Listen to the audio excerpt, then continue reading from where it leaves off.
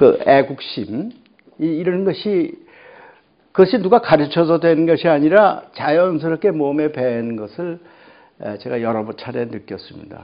그래서 그런 것이 참 저에게는 아주 아름답게 느껴져서 오랫동안 지금까지 인연을 맺어왔고 또 앞으로도 그런 정신이 있는 한은 우리나라의 큰 제목이 될 수 있을 것이다. 또 우리나라에서도 그런 제목을 지금 시대가 요구하고 있을 것이다. 이렇게 생각합니다. 그래서 오늘 여러분과 함께 우리 이 시대를 어떤 눈으로 보는 것이 맞느냐 이런 문제에 대해서 조금 말씀을 드리고 이런 데에 대한 그런 그 투철한 생각이 없으면은 탈선하는 경우가 굉장히 많아요. 그래서 어떤 것이 탈선이고 어떤 것이 정당하냐. 또 요새 종북주의가 많다고 그러죠. 종북하는 사람. 아니 북한이 3대 세습하는 저런 다 망해가는 나라인데 아직도 종북주의가 왜 있느냐. 그것에 대해서 아마 이상하게 생각하시는 분들이 많을 거예요. 저는 올바르게 우리나라의 입장을 정리하지 않으니까 젊은이들이 그 정리되지 않은 상황에서 종북에 빠지기가 쉽다. 이렇게 지금 생각해서 우리나라의 분명한 현주소를 찾자. 그런 뜻에서 제가 오늘 말씀을 드리고자 합니다. 제목은 역사는 단절되지 않는다에서 시작을 하겠습니다. 다음 주. 우리가 이제 통상 생각하는데 역사를 어떤 눈으로 보느냐? 제가 역사학자 아닙니다. 그런데 제가 보고온데 역사를 대개 이런 눈으로 많은 사람들이 보더라. 이런 것을 하나 정리를 해봤습니다. 첫째는 식민사관입니다. 우리가 알게 모르게요. 일본 사람들이 만든 역사의 틀 속에서 우리가 지금 살고 있습니다. 우리가 거기서 벗어나지를 못하고 있어요. 그러니까 어떤 면에서 8.15 금년이 광복 70주년인데 광복은 70주년이 됐는지를 몰라도 역사를 보는 그 틀은 아직도 일본 사람들 틀 속에서 우리가 살고 있다. 그 틀은 어떤 틀이냐? 우리는 항상 그냥 분열하고 파당 싸움이나 하고 이런 것이 우리의 아주 헤어나지 못하는 아주 그런 성격이다. 민족성이다. 우리는 남의 나라에 의존만 했지 남의 나라로부터 이렇게 자주적인 사람들이 못 된다. 또 셋째는 우리는 해봤자 안 된다. 항상 남의 종속 속에서 살 수밖에 없다. 이런 그 숙명론. 이게 우리에게 참 깊이 있어요. 있는데 이것이 왜 생겼느냐? 우리 역사를 잘못 해석하는 데서부터 생겼습니다.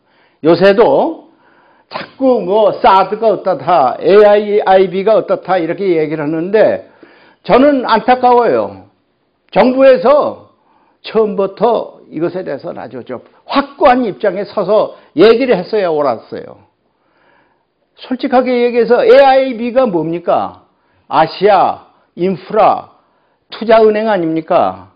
우리가 만약에 북한에 도로를 이제 앞으로 통일시대에 우리가 북한에다가 도로를 깐다, 철로를 다시 깐다, 이럴 때 우리 돈으로만 할 수 없잖아요. 은행에서 돈을 빌려야죠. 그 개발할 수 있는 은행이 뭐냐? 이 은행이에요. 그렇다면은 나는 현 정부가 미국의 눈치 볼 필요 없이, 미국에 왜 눈치를 봅니까? 눈치 볼 필요 없이 우리가 통일시대에 이게 필요하다. 그러면 미국을 설득을 해야죠. 미국 사람을 설득해서 이거는 우리 입장에서는 필요한 은행입니다. 이게 자꾸 중국이 주도권을 갖는다. IMF나 IBRD 체제가 깨진다. 이렇게만 생각하지 마십시오. 하고 설득을 했어야죠.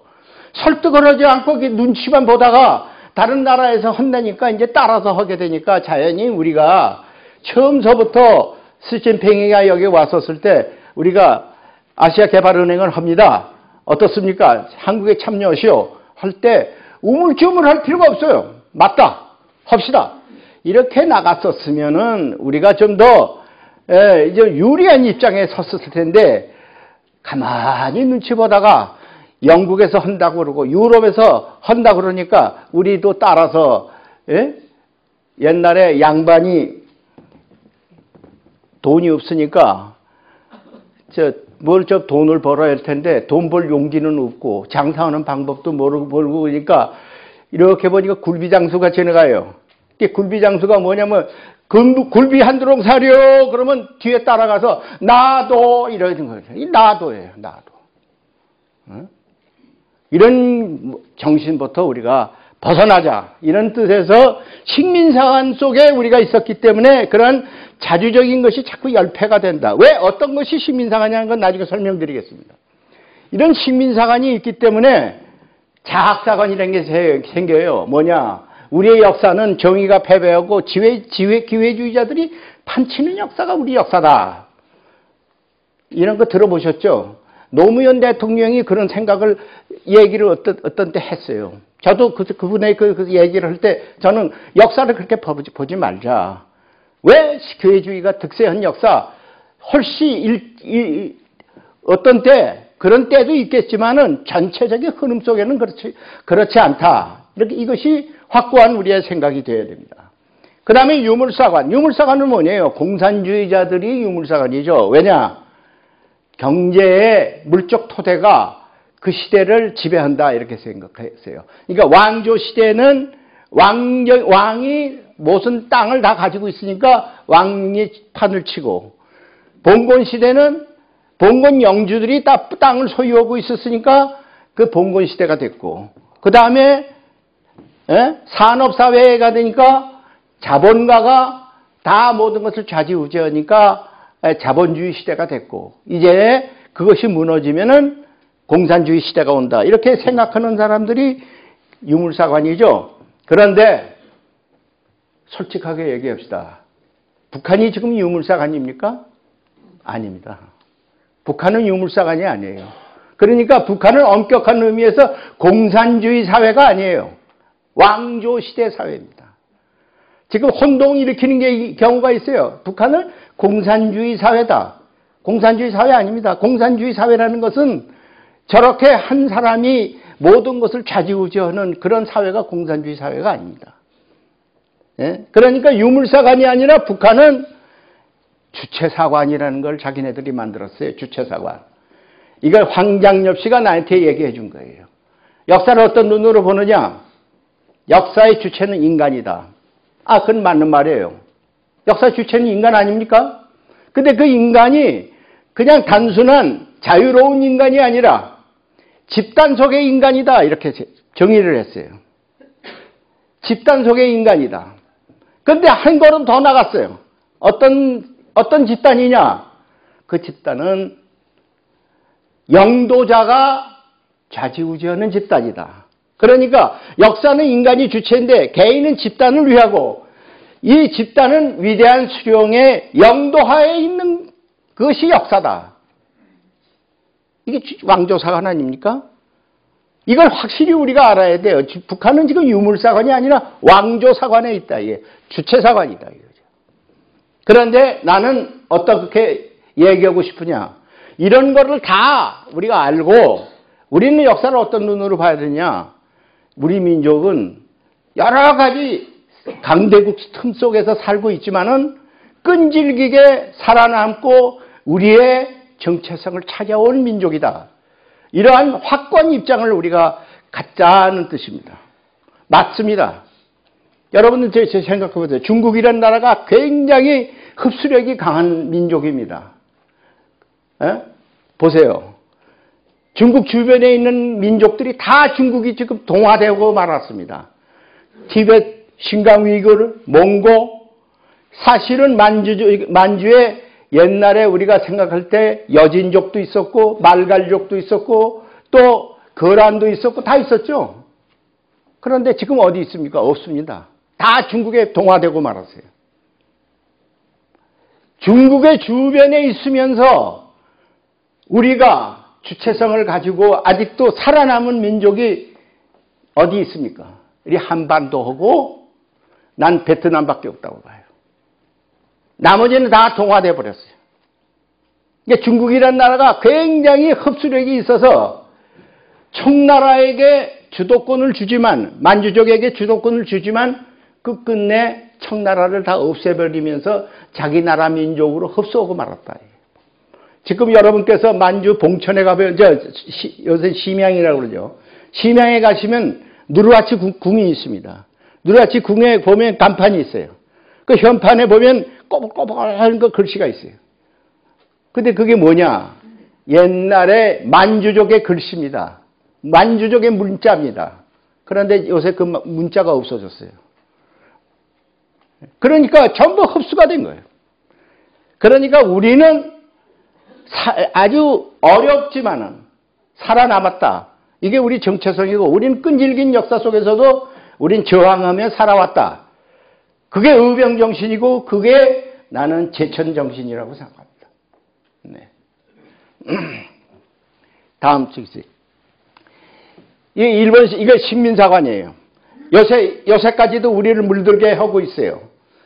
요새 이 식민사관이라는 게 뭐냐면 총독부에 조선사 편수회라는 걸 만들었어요. 그 사람들이 한국을 지배하려면은 역사부터 바꾸자, 이런 뜻에서 조선사 편수회를 만들었어요.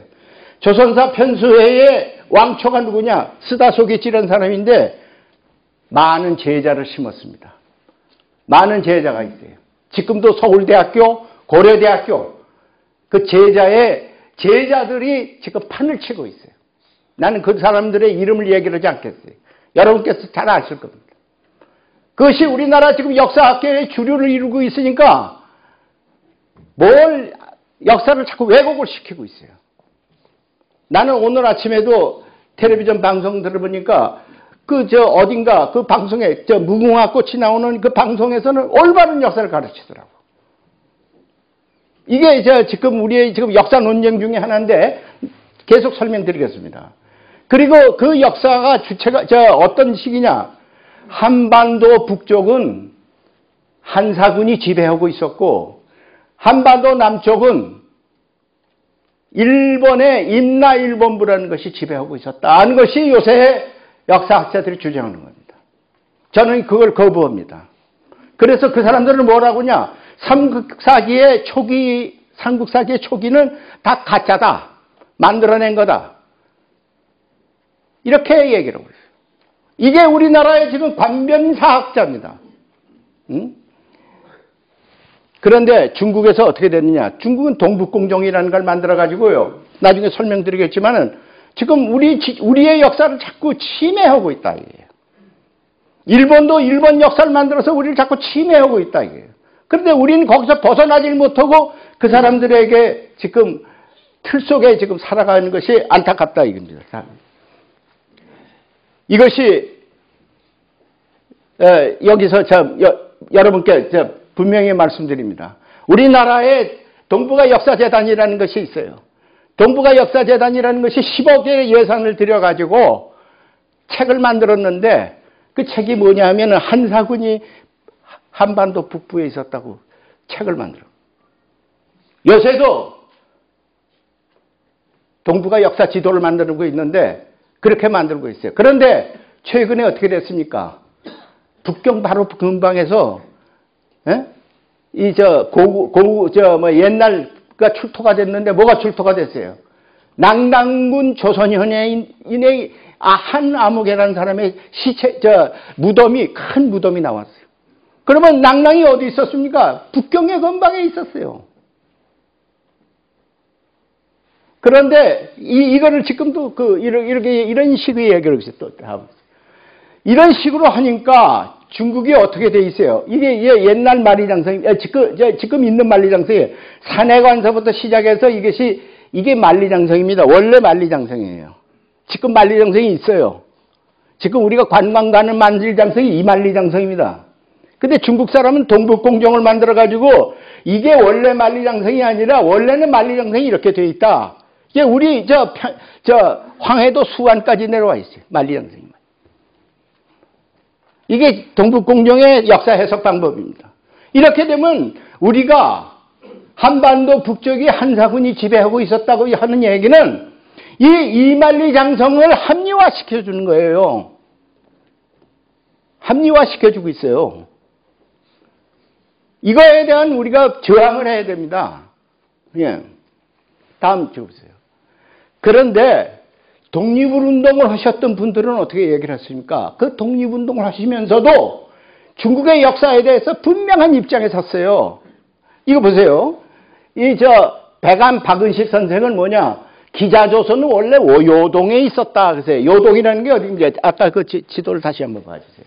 요동이라는 것이 여기에 이게 요동이 이게 요하 아닙니까? 요하 이게 요하 아닙니까? 이쪽을 이 심양이 있는 데를 요동이라고 그러고 이 요하의 속적을 이게 요소라고 그럽니다. 요동에 있었다고 그랬어요. 이 한반도가 아니라 요동에 있었다. 이게 고조선의 영역이었습니다. 여기가. 그런데 역사를 왜곡하는 하는 거죠. 다시 한번. 그리고 단재 신채호 선생은 조선 상고사를 썼습니다. 그런데 거기 뭐라냐? 한사군 위시국 요동에 정비하였다. 우리 작은 할아버지 초대 부통령인 우리 시자영자 우리 할아버지는 뭐라고 그랬느냐? 기자조선 위만조선 한사군이 모두 요하 근방에 있었다 이랬었어요. 독립운동 하셨던 분들은 일관되게 그런 주장을 했어요. 그런데 해방이 되고 광복 70주년이 됐는데 아직도 역사는 일본 놈의 역사를 가르치고 있고 이분들의 역사는 전부 지금 사라졌어요. 사라졌어. 어느 누구도 기자조선 단재 신채호 선생의 조선상고사를 우리의 정통적인 역사라고 얘기를 하질 않아요. 심지어 어떤 역사학자가 뭐라고 그런지 아세요? 단재 신채호는 세 마디로 얘기하면 또라이고 네 마디로 얘기하면 정신병자라고 얘기할 정도로 지금 역사학계가 병들어 있습니다. 피를 토할 일이죠. 광복이 70주년이 되지만 우리는 우리 역사를 찾질 못하고 있어요. 그런데 최근에 세종연구소에서 중국에서 문서를 얻어다가 전부 해석을 하고 있는데 그 문서 가운데 뭐가 나왔느냐? 요천 거예요. 여기 문서가 뭐가 나왔느냐? 모택동하고 김일성이가 만났는데 모택동이가 김일성한테 뭐라고 그랬냐? 원래 요동은 너희 땅이었다. 그런데 우리가 밀고 내려가서 너희가 지금 반도로 내려갔지. 역사는 똑바로 써도 좋다 이렇게 얘기를 했어요. 모택동이가 굉장히 유식한 사람입니다. 그 사람 북경대학의 도서관에 사설을 한 사람입니다. 책 많이 읽은 사람이에요. 그러니까 모택동이가 김일성이한테 너는 모르지만 역사는 그렇게 돼 있다. 이렇게 얘기를 해줬어요. 그게 이번에 문서로 나왔습니다. 다음 보세요. 그래서 저는 역사는 단절되는 것이 아닙니다. 이렇게 딱딱 토막내는 것이 아니라 역사는 일관된다 이게요. 1897년에 조선 왕조가 멸망을 했습니다. 그 다음에 멸망한가 이제 조선 왕조가 대한제국으로 바뀌어졌어요. 그죠? 그 당시에 대한제국은 요새 생각하면 사실 일본 사람이 청조의 세력을 물러내고 우리가 그 공간 속에 대한제국을 수립을 한 거죠. 그렇게 말하는 게 정당하겠죠. 그런데 그 1910년, 사실은 여기 요때에 사실은 의병이 일어났고 1910년에 큰 의병이 일어났죠. 1907년에요. 근데 나중에 그건 말씀드리지만 대한제국이 1910년에 경술국칠당해서 나라가 망했습니다.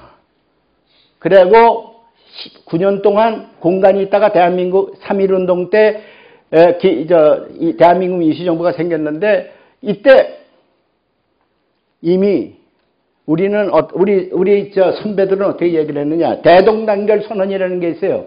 대동단결 선언을 내서 뭐라고 그랬냐면은 우리는 망한 일이 없다. 융희 왕제가 삼보를 포기한 날, 이게 바로 요 때를 얘기를 하죠. 우리 오인 동지가 삼보를 계승했다. 삼보라는 게 뭐냐요? 국민, 영토, 주권, 이 셋을 삼보라고 그러죠. 그분들은 삼보라고 그랬습니다. 이 삼보가 그대로 우리가, 융희 황제는 포기했는 줄 몰라도, 임금은 포기한 줄 몰라도, 우리 백성은 포기하지 않았다. 우리는 이어왔다. 말하자면 일제가 강점한 것을 부인한 거예요. 백성들은 부인했다. 이 얘기입니다. 임금은 포기했는 줄 몰라도 우리는 부인했다. 이 뜻입니다. 대한민국 위시정부 의정원에서도 이거 똑같은 말을 했어요. 나중에 다시 설명드릴게요.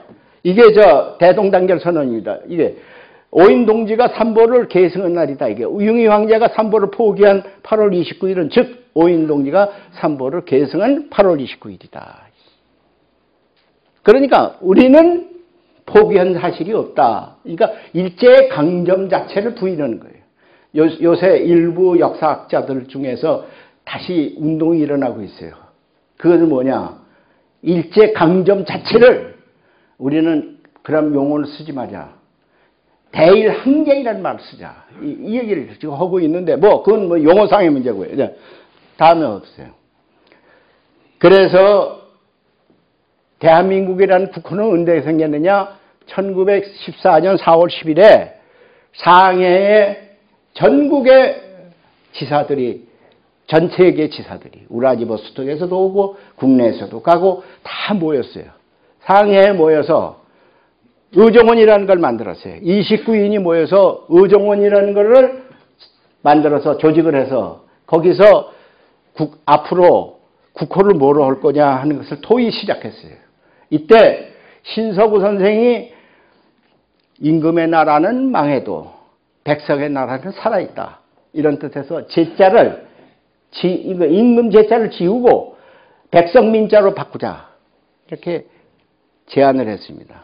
그런데 여운형 선생이 뭐라고 하냐면, 그 대한이라는 말은 망한 대한을 왜 또 쓰느냐? 대한이라는 말 쓰지 말자.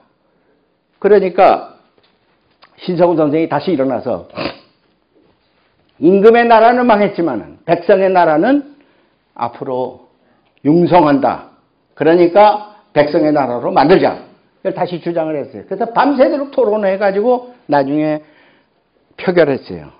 그랬더니 대한민국이라는 국호가 다수로 확정이 됐어요. 그러니까 오늘날 우리가 대한민국이라는 국호는 언제 정해졌느냐? 1919년에 정해졌다. 이거는 분명히 우리가 알고 넘어가자 이거죠. 예. 다음 이게 대한민국의 초대 의정원 의사록인데 여기 29명입니다. 29명. 29명이고. 예, 여기 이제 저희 조부도 참석했고 우리 작은 종조부도 참석했고 해서 29명이 참석해서 대한민국이라는 국호를 정한 제1차 회의 의사록입니다. 다음. 이승만을 지금 비난하는 사람들은 이승만은 일제에 무슨 친일했다 어쨌든 그렇게는 비난하지 말자 이거죠. 이승만은 자기가 미국에 가서 호소문을 여러 번 냈는데 한 번도 을사늑약을 인정하지 않았어요.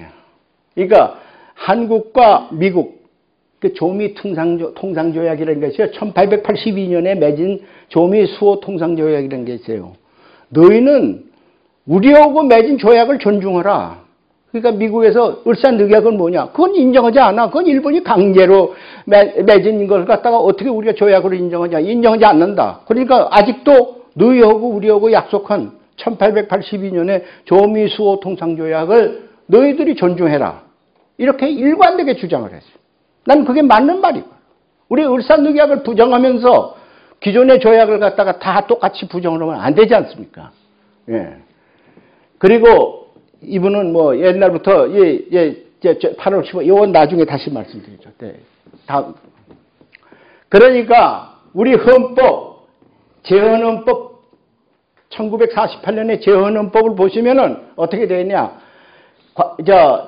대한민국 이미 3.1운동으로 대한민국을 건립했다는 것이 거기에 명시해져 있어요. 그러니까 국호를 그냥 승계한 게 돼 있어요. 그리고 개원사, 이 개원사에서 어떻게 돼 있어 있느냐? 개원사는 누가 읽었습니까? 초대 의장이 누구예요? 이승만 대통령이 초대 국회의장입니다. 그 다음에 대통령이 된 거예요. 그 이승만 대통령이 읽은 초대 국회 개원사에 뭐라고 하냐면 임시정부에 우리가 수립된 민국은, 그러니까 지금 대한민국 정부를 얘기를 하는 거예요. 우리가 수립된 대한민국 정부는 임시정부에 계승해서 이날이 29년 만에 민국의 부활일이다. 이게요. 부활된 것이다. 이게요. 그래서 민국 연호는 김인년에서 기산한다. 이렇게 돼 있어요. 김인년에서. 김인년이 몇 년입니까? 1919년이죠. 개원사에서 이렇게 나와 있어요. 대한민국 초대 국회 개원사에서 우리는 오늘부터 시작하는 게 아니라 벌써 19년서부터 시작해서 오늘까지 왔다. 그러니까 대한민국은 이제부터 19년서부터 기산해라. 그때부터 계산해서 넣으라 이게요. 관보 1호가 대한민국 30년이라고 되어 있어요. 증거를 보여드릴게요. 이게 우리나라의 관보 1호입니다. 관보 1호를 보면 여기가 1948년 9월 1일이라고 쓰질 않고 대한민국 30년 9월 1일이라고 썼어요. 이 얘기는 뭐냐? 대한민국은 48년에 세워진 나라가 아니야. 19년에 세워진 나라야. 이걸 우리가 지금 잊어버리고 있어요. 응? 그러니까 요새 자꾸 이승만 대통령의 양아들인 이인수 씨부터 시작해서 뭐라고 그러냐면 건국 대통령이라고 그러는데 건국 대통령이 아니에요. 1919년에서부터 시작된 대통령인데 그 건국 대통령 아니거든. 그런데 자꾸 그 아들부터 지금 뭔가 헷가닥 이걸 모르고 있는 것 같아. 내가 얘기를 해 주려고 그래요, 지금. 예. 다음에 보세요. 여기 이것이 국민대회 대한민국 민주공화임을 세계에 선포하고 임시정부를 건설하여 여기 있고 이거 임시정부의 계승에서 이날이 29년 만에 민국의 부활임을 우리는 이에 공포하며 민국 연호는 김인년에서 기산할 것이요. 이렇게. 이게 개원사입니다. 또 돌려주세요. 이게 1948년 8월 15일 우리 대한민국 정부가 최초로 수립한 날입니다. 저도 그때 소학교 학생으로 이 회의에, 이 식전에 참석했어요. 분명하게 제가 참석하면서도 했는데 그때 그 사진입니다. 자, 보세요. 여기다가 대한민국 정부 수립 국민 축하식이라고 그랬어요. 건국 축하식이 아닙니다. 대한민국 정부 수립 국민 축하식이라고 그랬어요. 왜냐? 건국이 아니에요. 건국은 1919년에 이미 대한민국이라는 연호를 써왔기 때문에 말이에요. 다음에 보세요. 그런데 이상한 게 있어요. 여러분께. 여운형 씨는 아까도 말씀드린 것 같이 대한민국 초대, 임시정부 초대 의정원에서도 대한이라는 말 쓰지 말자 이랬어요. 근데 해방되고 나서 일제총독부가 여운형 씨한테 뭐라고 그러냐면 우리는 지금 전쟁에 패망해서 가니까 여기 나라가 아주 혼란이 될 거다. 그러니까 당신이 맡아서 이 치안을 좀 유지해달라. 이렇게 부탁을 했어요. 예, 받아들였어요. 받아들여가지고 건국준비위원회를 만들었어요. 그 사람은 건국입니다. 왜냐? 그 사람은 대한민국 임시정부를 인정하지 않으려고 하기 때문에. 건국준비위원회를 만들었고 9월 달에 뭐라고 그러냐면 조선인민공화국을 선포했어요. 45년 9월에 조선인민공화국을 만들겠다 선포했어요. 근데 이상하게도 그때 조선인민공화국의 초대 대통령을 누구를 모셨냐면 이승만 대통령을 모셨어요. 그런데 미 군정이 들어오니까 조선인민공화국 자신들이 생각지도 않는지 조선인민공화국이 생겼네. 그러니까 이건 인정하지 않는다. 미 군정에서 이걸 인정하지 않는다고 해버렸어요. 이게 이제 없어진 거예요. 그래 역사에서 사라진 거예요. 그래서. 그런데 요새 이승만 추종자들은 건국 대통령이라고 그래요. 이승만 대통령이 아마 지하에서 그 생각을, 이 말을 듣고 있으면 아마 벌떡 일어나실 거예요. 너희들 내 뜻도 모르고 있냐? 민국은 30년 전에 세워진 걸 몰라? 아마 호령을 할 거예요. 그런데 이명박 대통령 시절에 건국 60주년 행사를 한다고 그러니까 전국에서 독립운동 하셨던 분들이 벌떼처럼 일어나세요. 역사를 똑바로 알라고 말이에요. 그래가지고 이명박 대통령이 철회해버렸어요. 이 행사를, 건국이란 말을 철회해버렸어요. 다음에. 근데 이제 북한의 헌법은 어떻게 되냐? 북한의 헌법은 조선민주주의인민공화국은 위대한 수령 김일성 동지의 사상과 영도를 구현한 사회주의 조국이다. 이거 저희들이 하는 말입니다. 근데 위대한 수령 김일성 동지는 조선민주주의인민공화국의 창건자이시며 사회주의 조선의 시조시다. 이렇게 했어요. 시조라고 그랬어요. 예, 이거 창건자라고 그랬어요. 그러면 그 나라는 조선민주주의인민공화국이라는 것을 건국한 사람은 맞아요. 김일성이가 맞아요. 그런데 여기서 우리가 알아야 될 거는 조선의 시조라고 그랬어요. 시조라는 게 뭐예요? 왕조가 시조가 돼야 되죠. 그렇지 않습니까? 고려의 시조는 누굽니까? 왕건이죠. 조선 왕조의 시조는 누굽니까? 이성계죠. 그러니까 이 시조다. 이게 자기 스스로가 우리는 왕조를 세웠다는 말이나 마찬가지다 이게요. 이 왕조다 이게요. 예. 다음 보세요. 김일성은 우리가 1919년에 대한민국을 수립하고 그 이전에도 독립운동을 했지만 의병투쟁도 하고 독립운동을 했지만 김일성이는 그거를 지우고 싶어요. 자기가 다 모든 걸 시작했다고 역사를 만들고 싶습니다. 그래서 어떻게 했느냐?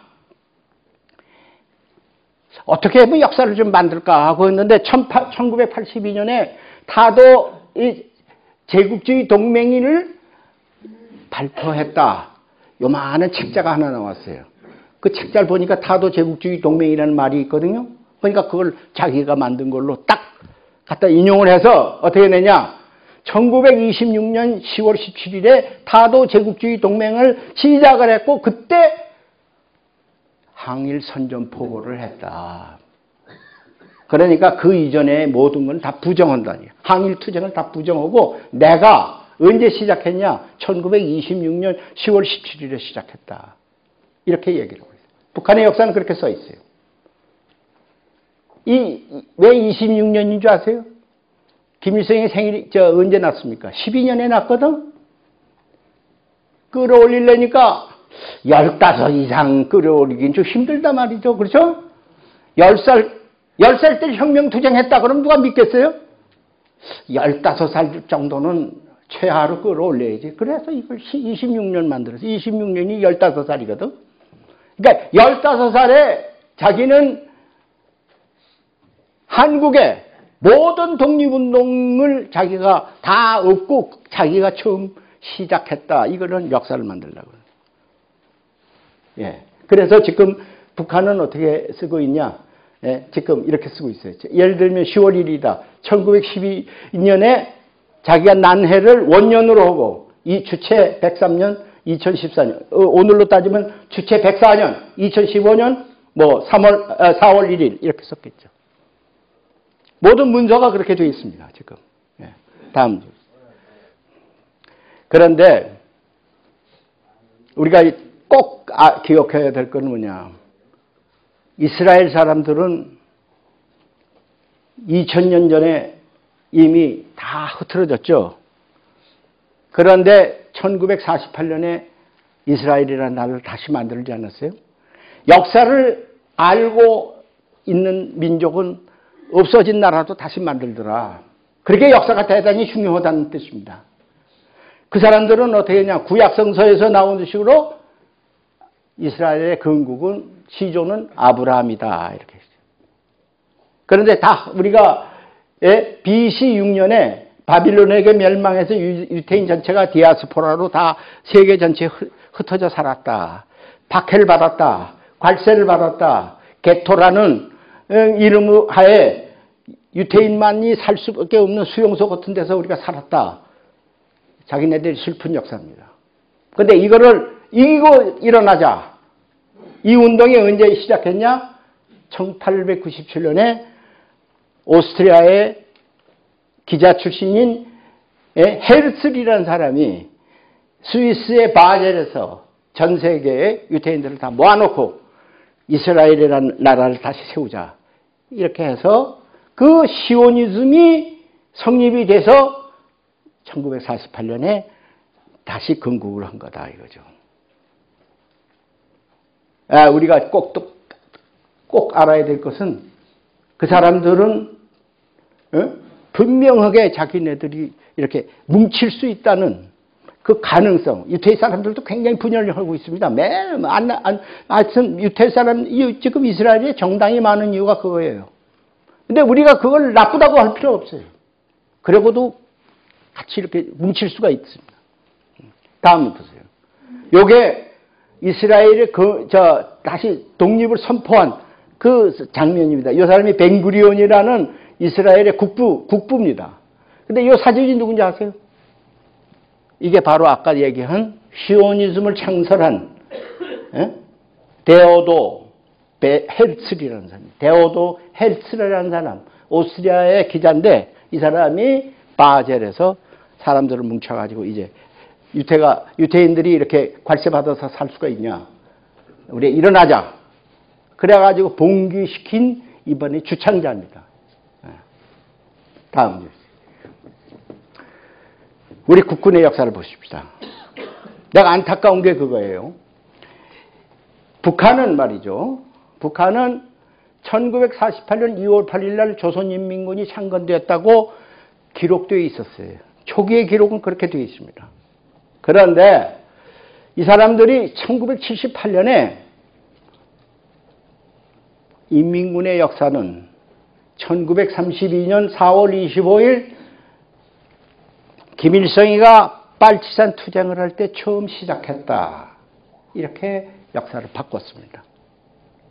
역사를 바꿨어요. 왜냐? 자기네들 정통성을 우리에게 알리기 위해서.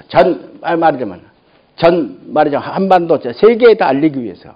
우리는 해방 이후에 생긴 군대가 아니에요. 우리는 이미 32년에 일제하고 싸우면서 만든 군대가 조선인민군이다. 이렇게 자기네들의 역사를 끌어올렸어요. 그런데 우리 지금 국군의 역사를 보세요. 어떻게 기록되어 있습니까? 국군은 미 군정청이 1946년 조선경비대를 창설하면서 만든 것이 우리 국군이다. 이렇게. 그러면은 한쪽은 항일 투쟁한 군대요. 이쪽은 미군이 만들어준 군대예요. 어떤 쪽이 더 민족적 정통성을 갖게 됩니까? 통일시대에 통일이 됐다고 칩시다. 너희 군대 언제 생겼어? 우리 해방 후에 생겼어. 우리는 일본 오고 항일 투쟁할 때 생겼어. 이렇게 되면 이게 우리가 꿀리지 않아요? 난 이 문제를 심각하게 제가 제 모교인 육군사관학회에다가 제기했는데요. 불통이에요, 불통. 답답한 얘기입니다. 답답한 얘기예요. 예? 찍으세요. 이게 인민군, 아까 말씀드린 1948년 2월 8일 날 그 장면입니다. 인민군이 처음 창건된 날. 다음 주세요. 이게 인민군 처음 창건됐을 때예요. 예, 2월 8일 날. 아마 그때는 인공기가 없었던 모양이죠. 김일성이 오고 그 당시에 태극기를 썼어요. 다음 주 보세요. 요게 우리 국군이 창설된 사진입니다. 요게. 다음 보세요. 그래서 저는 그렇게 우리가 왜 왜소해질 필요가 있냐? 1940년 중경에서 광복군이 성립했어요. 그때 조소왕 외교부장이 경과보고를 했는데 그때 경과보고를 뭐라고 했느냐? 정민년 1907년 의병이 일어났었죠. 그럴 때 1907년 8월 1일 국방군이 대한제국대가 해산되는 날이 곧 광복군 창건된 날이다. 역사를 단절시키지 않았다는 얘기입니다. 아까 대동단결 선언이 있었죠. 예? 융희 황제가 삼보를 포기한 날 우리는 계승했다, 시작했다. 이건 뭐냐요? 대한제국군대가 일본에 의해서 강제로 해산되는 날 우리는 시작했다. 이 얘기입니다. 단절되지 않았다는 얘기예요. 을사늑약 우리는 부정한다. 조미 통상수호조약은 아직도 유효하다. 똑같은 역사 인식입니다. 보세요. 이분들의 역사 해석입니다. 대한제국과 군대 해산됐어요. 해산되는 날 의병이 일어났습니다. 이 제천이 의병의 고장입니다. 제일 혹독하게 파괴된 곳이 이 고장입니다. 의병이 일어났어요. 의병이 나중에 독립군이 됐어요. 독립군이 뭐가 됐어요? 아까 이분이 광복군으로 창건된 겁니다. 이 역사를 이렇게 정리를 해야 맞죠? 이 광복군이 국군의 역사가 돼야 맞지 않나요? 다음 보세요. 이게 조수왕 선생이 그날 발표한 사진이고, 다음 보세요. 이게 저 의병입니다. 대한제국 군대입니다. 다음. 이게 대한제국 군대입니다. 다음 보세요. 대한제국 군대가 지금 훈련받는 영민. 다음. 이게 1907년에 군복을 다 반납하라고 그러니까 군복 다 반납은 처량한 장면입니다. 다음. 대한제국 군대가 해산되는 날 민궁호 여기서 여기 지금 여기다 명신 안 했는데 하여튼 전국에서 의병이 일어났어요. 제1차 의병은 을미사변 때 말하자면 명성황후가 말하자면 암살당할 때 일본군이 쳐들어서 암살할 때 그때 의병이 일어났고 이번에 이것이 다시 일어난 거예요. 그래서 이분들이 전부 전국에 의병들이 모여서 동대문에 밖에 있는 지금 생각하면 신설동 노타리 근방에 전부 모였었습니다. 요새 신설동 노타리서부터 동대문까지를 왕산로라고 그러죠. 왕산로. 이름이 왕산로입니다. 그 왕산이 뭐냐? 여기 허위장군의 호가 왕산입니다. 거기에 의병이 전부 모였어요. 근데 일본군이 하고 격돌을 했습니다. 그래서 의병들은 서울을 해방시키자 이렇게 했어요. 근데 거기 격돌을 했는데 워낙 무기가 열세하니까 거기서 졌습니다. 그래서 허위 장군이 붙잡혔어요. 그래서 서대문 형무소에서 사형 1호가 누구냐? 왕산 허위입니다. 다음 보세요. 이분이 누구냐? 민궁호. 아까 얘기했죠. 의병대장인 민궁호 씨. 민궁호 씨는 다시 사형당합니다. 붙잡혀서요. 그런데 민궁호 씨 가족, 그 당시 의병 전부 여기 일대에서 활동하다가 전부 어디로 갔느냐? 블라디보스톡으로 넘어갔어요. 블라디보스톡에서 1937년에 스탈린이 전부 중앙아시아로 쫓아냈어요. 그러니까 블라디보스톡에 있던 한민족이 전부 중앙아시아로 갔어요. 그때 민궁호 선생의 가족도 다 함께 쫓겨갔어요. 그때 쫓겨간 사람의 고손주 테네스 강이라는 사람이 데니스 탱이라는 사람이 민궁호 씨의 고손주입니다. 이 사람은 지금 앞으로 지난 소치 대회 때는 3등 동메달을 땄어요. 그런데 유망주입니다. 김연아와 더불어 유망주입니다. 피겨스케이트. 아마 이번에 평창 올림픽에서 이게 지금 금메달 가능자로 지금 명단에 올라가 있는 데니스 텐. 이것이 이 민궁호 선생의 고손주입니다. 네. 이게 의병입니다. 다음. 의병. 다음. 그 의병이 이제 제가 얘기를 드리죠. 안중근 의사를 자꾸 의사란 말도 맞습니다. 근데 안중근 자신은 나는 독립군의 중장이다. 독립군의 장군이라고 얘기를 하고 있습니다. 스스로를. 왜? 그거 틀린 말 아니에요. 그분이 사실은 유인석 부대의 장군이었습니다. 그런데 그분이 일제하고 싸우다가 일본군 포로를 하나 잡았어요. 그래서 끌고 다녔습니다.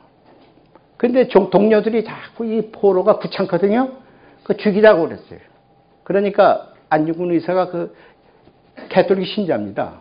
그러니까 죽여서 되느냐. 포로는 우대를 해야 되는 거 아니냐. 그러니까 죽여서는 안 된다고 자꾸 끌고 다녔어요. 야, 한참 끌고 다니니까 이게 정말 이게 처치 곤란이거든요. 그래서 할 수 없어서 그 안중근 의사가 그 포로 보고 너 놔줄 테니까 일본으로 돌아가지 다시 군대로 가지 마라. 놔줬어요. 요 놈이 그냥 자기 본령에 가가지고 독립군이 무기가 뭐요, 활동을 어떻게 해요, 병력 숫자가 얼마, 이걸 다 보고를 했네. 그래갖고 일본군에게 포위돼서 독립군이 아주 묵사발이 됐죠.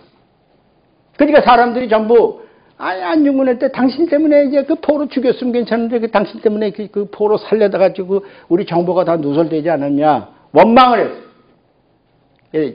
안중근 의사가 화가 났어요. 이때 이등박문희가 할빈 온다는 소리 들으니까 때는 이때다. 그리고 간 거예요.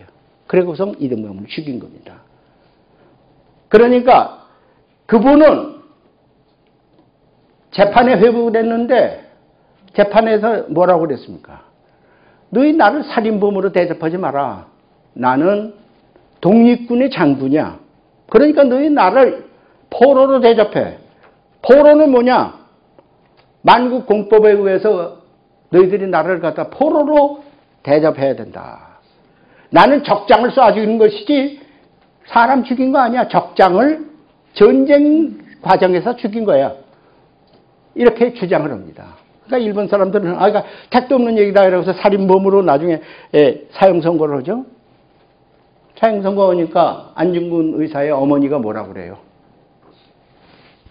상고하지 마. 비겁하게 상고하지 마. 그대로 받아들여라. 그래서 돌아갔어요. 사형당한 거죠. 3월 26일 날 사형당한 겁니다. 다음. 그래서 안중근 의사는 이게 안중근 의사 글이에요. 위국 헌신 군인 본분이다. 나라를 위해서 헌신하는 것은 군인의 본분이야. 내가 적장을 쏴 죽인 건 군인의 본분이다 이게요. 이 말입니다 이게. 네? 다음. 이 안중근 의사가 거행했던 때 입었던 그대로입니다. 다음. 이건 마지막으로 이제 고해성사 하는 장면이고요. 이게 바로 재판정에서 나를 만국공법에 의해서 포로로 대접하라 하는 주장하는 겁니다. 다음. 홍범도 장군요. 저때가 지금 홍범도 장군 기념사표를 제가 맡고 있는데 홍범도 장군도 의병에서 시작해갖고 독립군으로 바뀌어진 분입니다. 다음.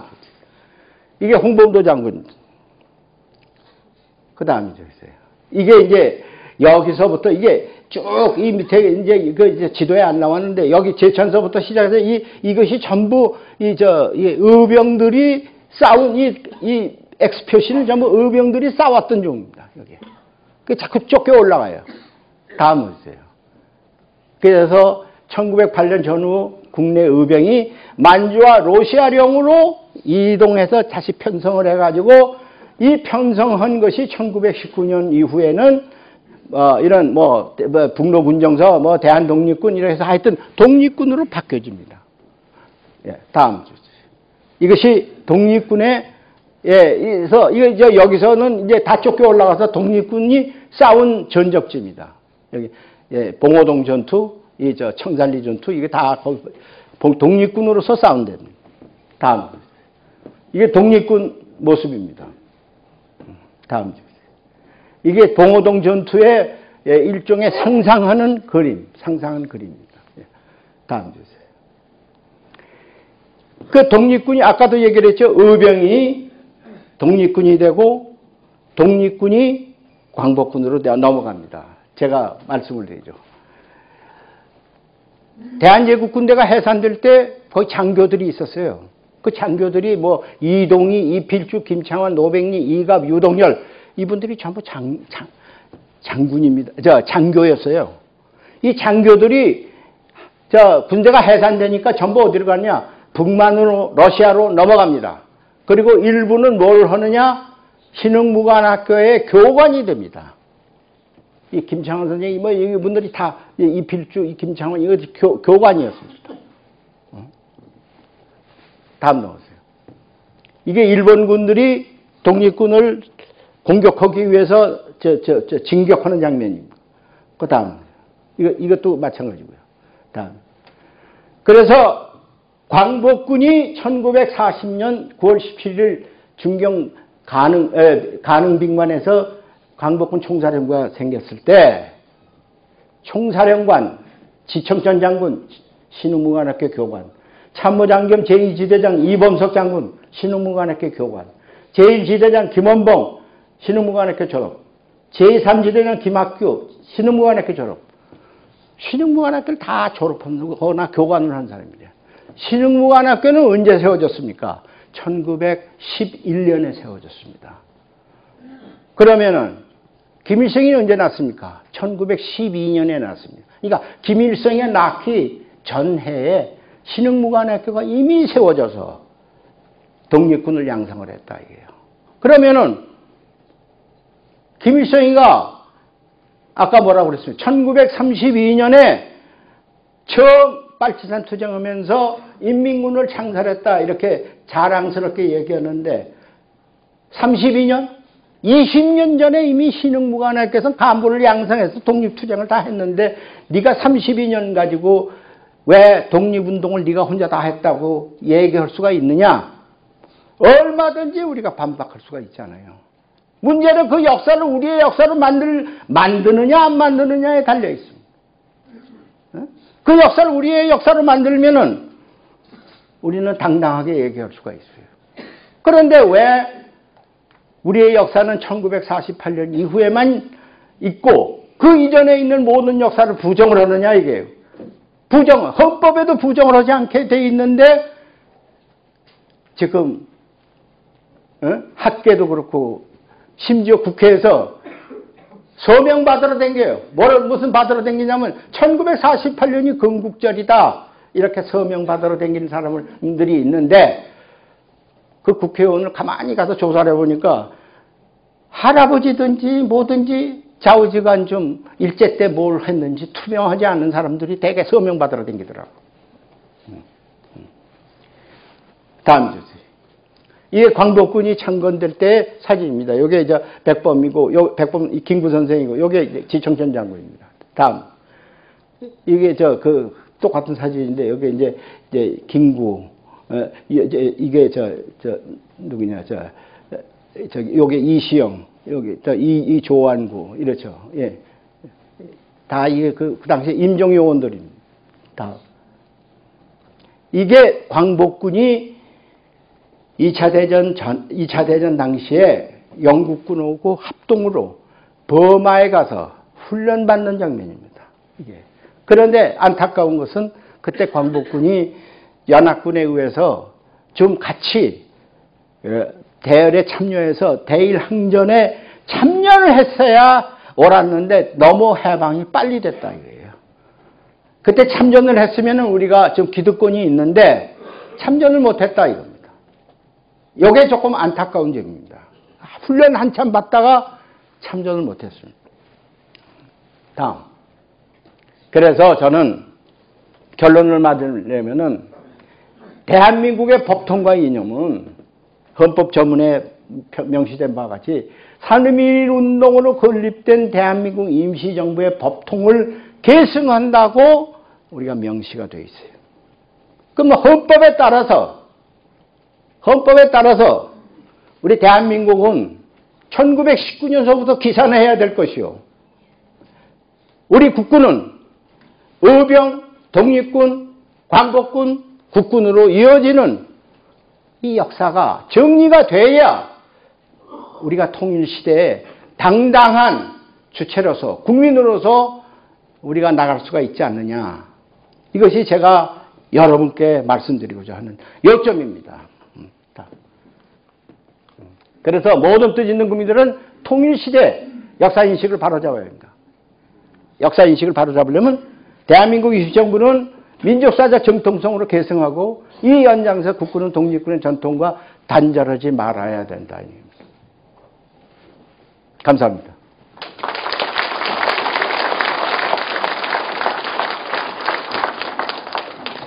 예,